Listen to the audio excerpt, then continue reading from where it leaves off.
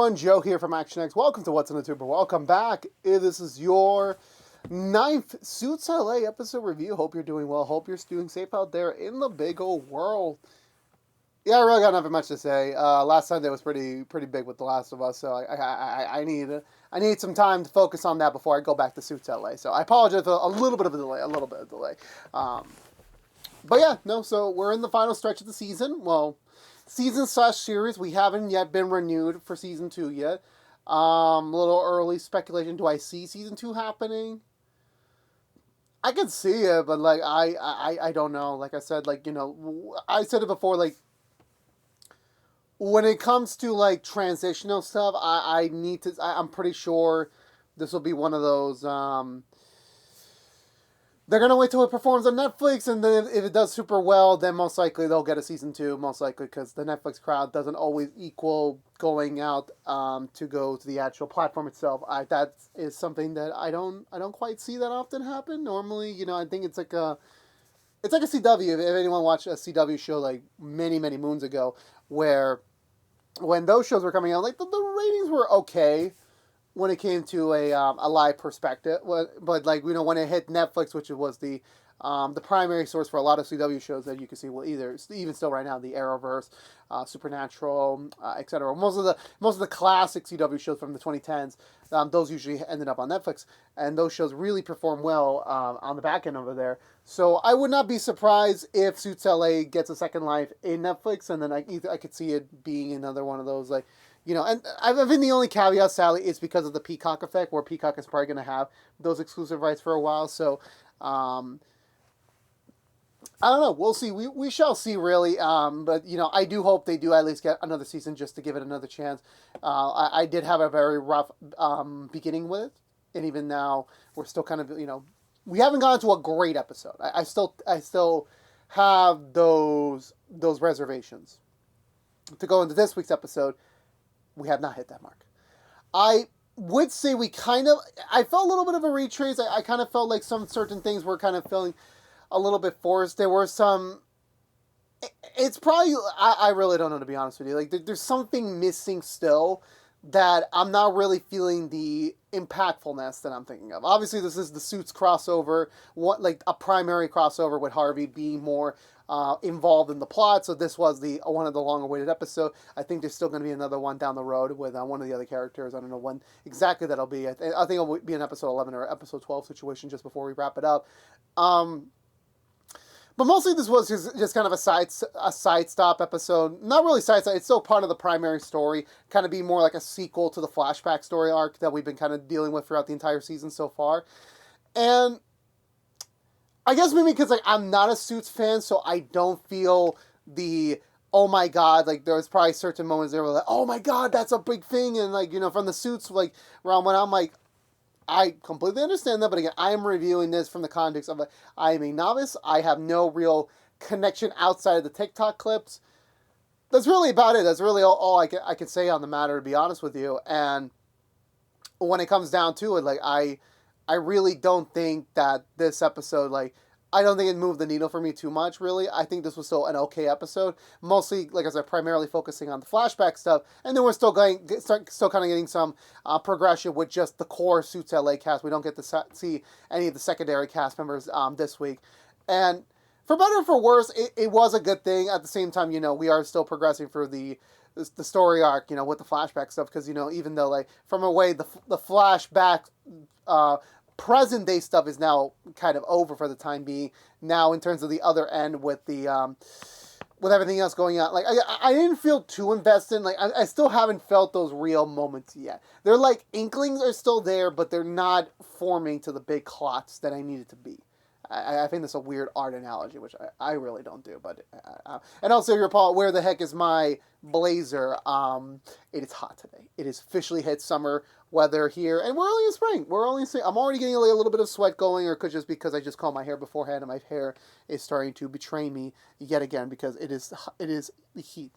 But with all that being said, let's go for the Butcher recap and talk about this week's episode of Suits LA.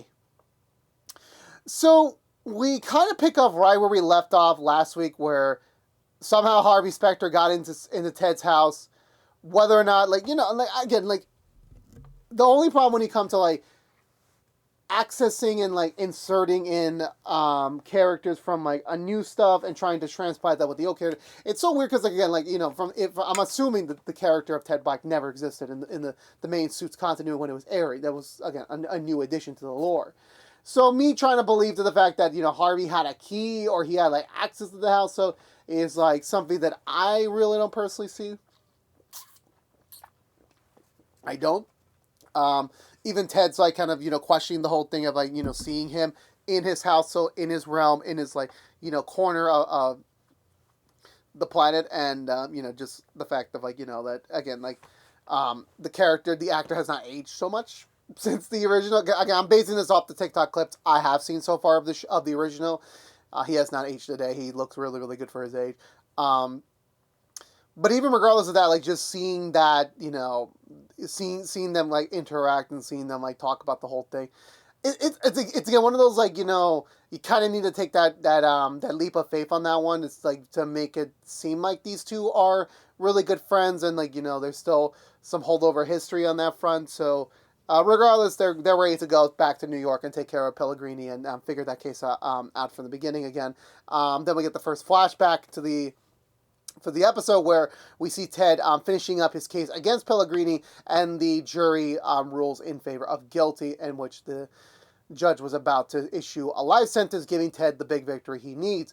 Sadly, however, something came out of it where the defense managed to get and subpoena Harvey to the stand, admitting to the fact that Harvey was, despite the legality of technically there was nothing morally incorrect of what he did last episode to give Ted those documents ahead of the trial, it still was like one of those like, oh, but if you didn't tell Ted about it, you being the former attorney for the family, and you gave that over to Ted, who was the prosecutor in this case, there has to be some level of, you know, thrownability for this piece of evidence, which the judge like, nope, you're absolutely right. You know, Ted, you shouldn't have done that. If you had discovered naturally without Harvey's involvement, it'd be a different story. You would have won the case through and through.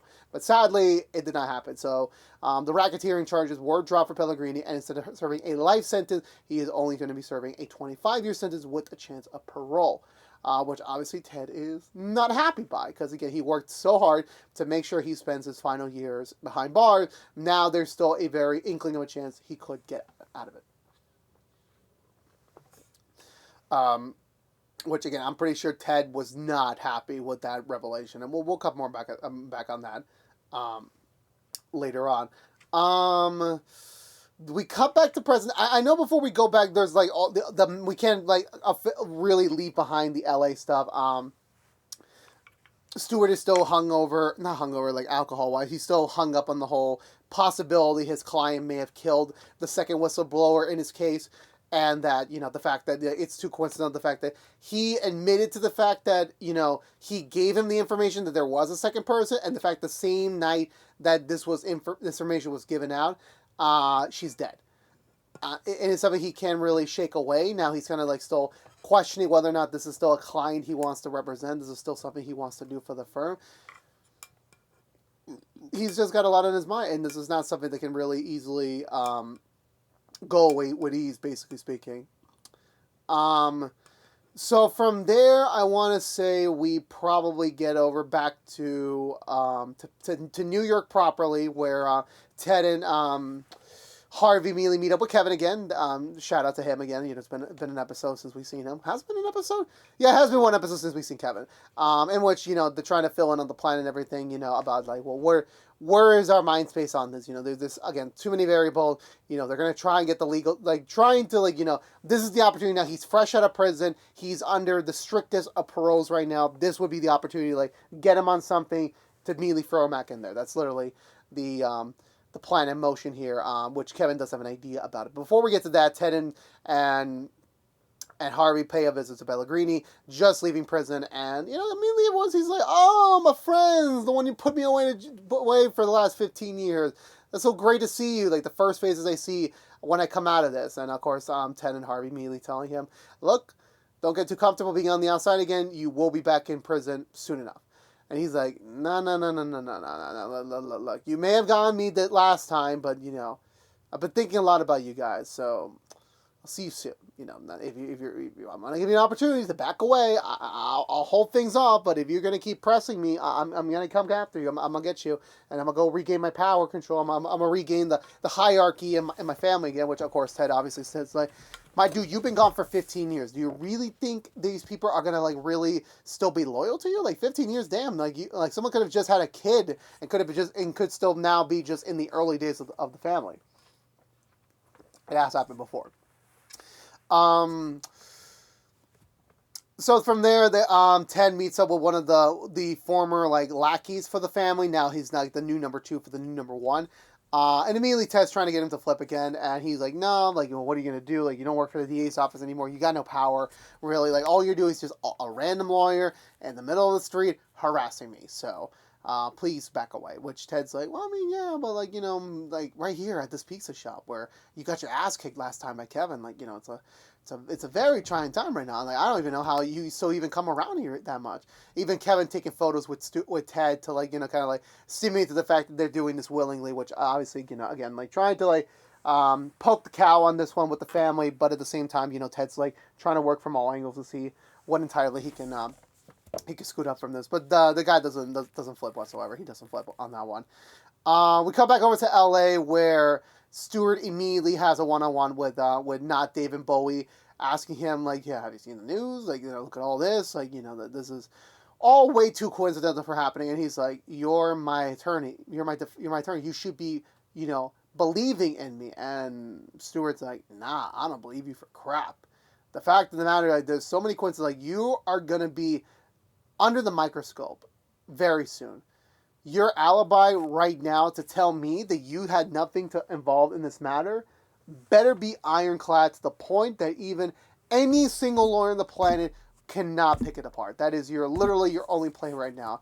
And the man said, all right, I will admit that I didn't commit the murder because I want to go do another crime, which we don't really get to hear about in this episode. I might as well wrap up all the LA stuff basically because I'm gonna start losing the phase in phase out on that one. I believe that Stewart does need something from Erica. Erica does show up with what Stewart requires. However, Erica is aware and tells Stewart that he is in possession of something that is valuable to Erica, and if he really wants what Erica has to offer, he needs to have an even exchange, which. Stewart's like, okay, I will deal with it first thing in the morning. Let's just get this out of the way now. She's like, no, I'll stay here. You go get the files. And Stewart's like, all right. So he has to go drive all the way back out there to get the files, and because whatever the heck the big ironclad is on that one. So I think from there I want to say I believe Stewart gets what he needs from Erica, and I do believe he meets with the planned prosecutor for the case, which is a buddy of his, letting him know that, look, my client's got an ironclad alibi. There's nothing you can do, so I would recommend just don't press charges. Let's get this all figured out, and then we'll call it a day. We'll move on from this. And the guy's like, nah, that ain't gonna happen. Immediately letting him know that we found evidence at the crime scene that connects not David Bowie to the murder. And we already arrested him 10 minutes ago. And all this is like to give you a little bit of a courtesy instead of like getting a call from the police station saying that please come to collect your client. And I know Erica and oh my god, I forgot his name already. Oh my god, Rick. Have a teasing scene, not like in a sexual romantic way, more even probably both. What am I saying? Where they had a sex tape at some point. Apparently, the video the thing that Erica got was a sex tape. It wasn't confirmed whether or not it was their sex tape or a client of her sex tape. It's a little unclear on that front, but regardless, they kind of flirtatious vibes. Flirtatious vibes. We'll just say that much. That kind of wraps up on the LA side of things. We'll come back more to that next week. Hitting back to New York, I believe they're still trying to play an angle to kind of like the plan basically is to create a bunch of cracks in the family to cause and create confusion, create disbelief, create a broken foundation for this family who can just receive their original leader back from prison. So already the power hierarchy in this family is already kind of questionable, and then a lot of people are trying to maintain as much power as they can be right now. I know Ted and Harvey have a nice little moment at the same bar that we had our first scene with them back in episode 4, and which it's a pretty nice scene, just them continuing their dynamics down in just a more modern day climate. They're waiting for the next move, which Kevin does communicate that it's time. Ted letting him know he needs to go, and Harvey also steps away because he has to take a personal call from his son. Which again, I'm pretty sure that's one of like the biggest things from the original Suits candidates. Like, oh my God, Harvey has a kid. I'm like, okay, well that's great. I'm not really saying anything otherwise, but I'm just like, damn, like like I'm pretty sure that would have been a big deal, like down the road. Maybe someday, whenever I do get to the original series, that maybe I'll have that like, oh my God moment when I get for that. But as of right now, I don't. I don't in that regard. So Ted goes outside. He sees a convoy which has Pellegrini and his current only lieutenants around him. So Ted heads in which Pellegrini got a letter with all the photos that Ted had earlier with the other subordinate. Which he's immediately like, "What are you doing? Like, are you really trying to like create all this like this like trying to basically break up our family with these photos?" Ted's like, no, not really. I just send them over. That's basically it. It's not really much of a problem. Just that I'm conversing with one of your top people. It's not really an issue. And Pellegrini kind of pokes the bear a little bit, where he does admit to the fact that apparently at some point after the trial's over, which again I'm pretty sure we're gonna get another flashback moment of this, which I really hope that we don't get to fully see, and hopefully this was the only time we get to really deal with it, where as punishment against Ted, Ted was supposed to be assassinated, but sadly they caught Eddie in the crossfire, so they killed Eddie instead, which is and this is kind of where I mean I'm a little bit disbelief of this, because and I'm pretty sure someone can say it's been 15 years since it, but I'm like, if someone murders your brother, like the way Ted's reacting, which it could just be his way of handling his emotions, handling his feelings. Again, he's had 15 years to like really deal with this. I don't quite, in my opinion, I don't really vibe. I don't really like I don't believe him when it comes to like the way, like the fact the man literally said like, oh yeah, I was very happy when I heard that your brother died, because you could have died and it would have been a second of torture, but like for your brother it's a lifetime of torture. And the fact that Ted, obviously he's a lawyer, he's going to maintain his cool, he's going to respect his boundaries, doesn't have any sort of like really intense reaction. He kind of jokes around, like saying that, you know what, I was kind of just going to settle for something else, but now I'm going to 100% make sure that you get charged on any step too. I'm going to make sure. And I'm just like, I get like whether or not the flashbacks, if we get them for Eddie's death, is going to pay more context. So I'm just a little bit more confused. I really am. Wouldn't this be something that Ted would have tried to do when he was back in New York before he goes to? I really don't know. I really don't know, to be honest with you, about that.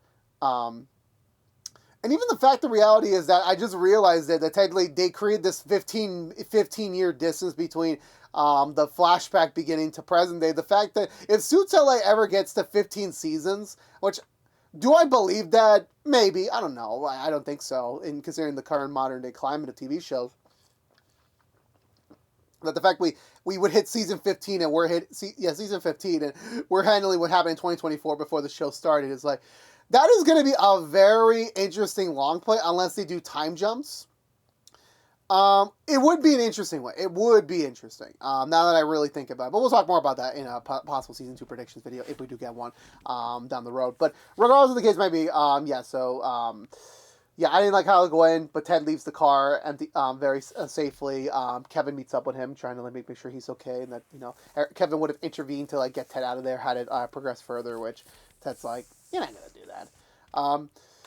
Harvey shows up, even though Ted got the vibe that Harvey was gonna like call out for the night, like kind of get stop with that. But Harvey's like, no, I was just making sure that everything was going well. And obviously, like Kevin's trying to like give him a like, oh, like you really just worrying that Ted was all right, like that's why you were here. And he's like, no, of course not. It's just professional curiosity. Let's say that much. But they're going to continue onward with the cracking of things. Back from the past tense part, I believe I know we had a couple of scenes with Ted and the DA at the time where the DA kind of chews him out for the fact that you could have just literally got him on the 3 charges you got him alone and call it a day. But the fact that you tried for a racketeering charge, you got your entire defense got blown, your entire prosecution matter got blown up forward, and now instead of serving life in prison, he's now serving 20, 25 years. Like it's not something that he's accepting it for. And even for Ted's matter, he's just like, yeah, but like he still tried. It was like he didn't know this was going to happen. But regardless, Ted's career in the criminal prosecution world is very much coming to an end, and the fact that they have an exchange of like the DA thought that you could have been like a general attorney in this field, and Ted only says that like, yeah, but I thought you were going to be someone I respected, and in fact I'm like, yeah, this is not like, I'm not really vibing with this. I really am not. We cut to the next day where Ted and Harvey meet up with another one of Pellegrini's lieutenants, trying to cause more rifts between them. Even to the guys like saying like, "Yo, what's going on? Why are you doing this? Like, you sending me these photos? Like, what is this accomplishing? I know what you guys are trying to do, and it's really not like working, to be honest with you. Even to the fact that he's threatening them like, hey, look, back off. You are really lucky. Nothing's happened to you so far, but you really keep pushing the luck, you're gonna get back on the crosshairs." And then when he's about to leave, his car blows up right in front of him. He doesn't kill him, but he does like get blown away by the backlash. And Ted and Harvey are just looking at each other like, huh. That just happened. So then we cut back over to, apparently it was Kevin that set the bomb up to like again continue the disbelief between them and to make sure that that all sides accountable are being felt to the fact that there is a possible rift between them because of what Ted is doing within the family right now. It's kind of where I lose on a place, to be honest with you. I know we get another. Do we get another flashback scene with this? I don't believe so. I know. I think that's towards the end. I'm pretty sure I'm missing one more flashback scene, but I really forgot what the heck was going on there. I know Ted does go back to the DA's office this time, present day wise, and speaks to the who's still there after 15 years. Which I'm just like, damn, like you won all those re-elections, damn. So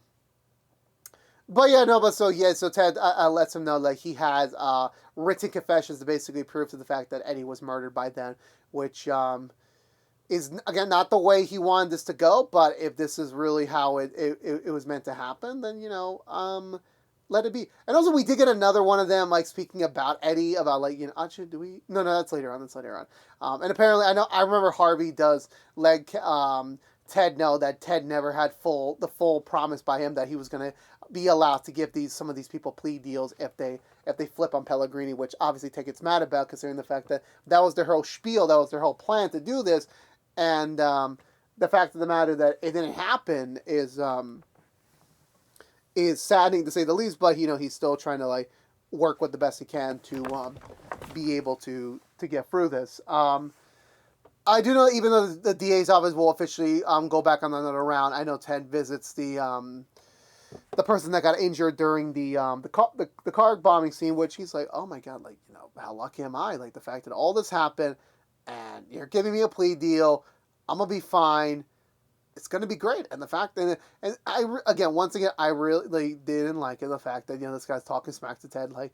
Yeah, but like I really felt happy, and maybe I'm saying the scene incorrectly, but the fact that he was like very satisfied with the fact that he got to kill Ted's brother slowly, which I'm just like, I am not looking forward to that scene. If we actually do get that scene in the show, I mean, look, it's network television 2025. I wouldn't be surprised if we do get that scene, but regardless of the fact that may be,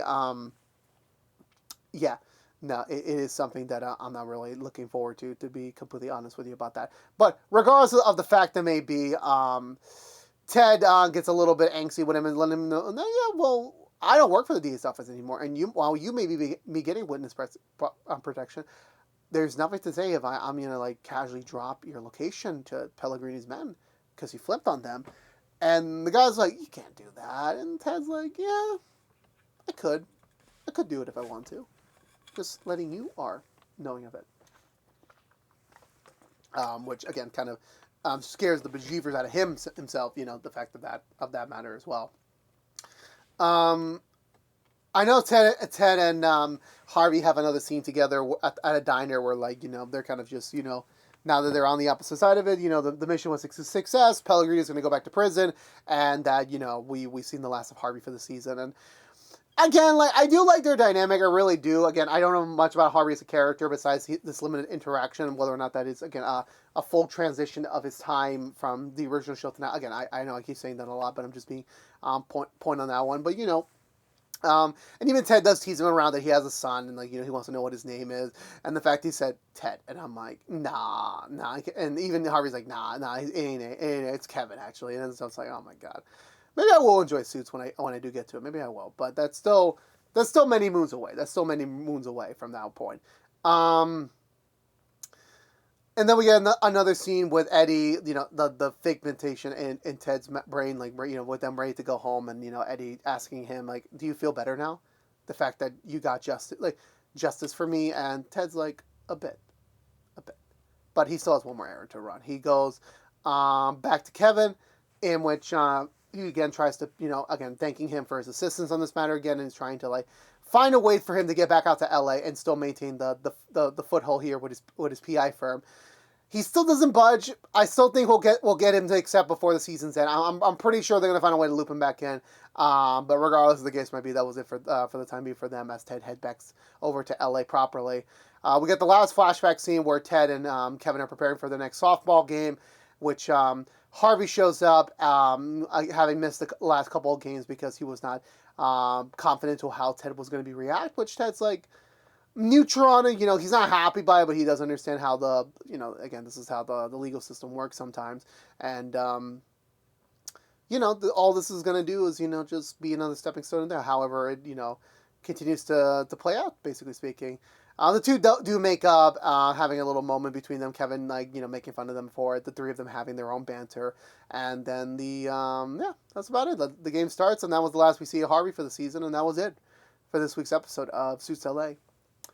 So, like I said, I wasn't really feeling it. Like, there were some moments, even with the acting, that I'm like, yeah, I'm not really being convinced by this. I'm really not. It's not something that, like, still, like, again, like, I think it's okay. I still think the through line is it's okay, but, like, at least where we're at right now, I was expecting to be great. So we kind of did take a couple steps back on that one. It was cool to see Harvey again, and whether or not he comes back for a cameo again, or whether or not we save him down the road, who really knows? But again, it was a very nice treat to, like, have Ted go back to New York and really get the gist of how things are over there. So we'll see how things progress now that Ted's going back to LA. But again, like with the flashback storyline, it's not playing out the way I think it's going, because again, I know that, like, this isn't the first time Stephen Amell has done a TV show with flashbacks. It's not the first time, so we kind of have a little bit of, like, forward thinking with spoilers. But unlike the Arrow flashbacks, where for the most part they were intriguing, they were, like, very constructive to, like, really build things out.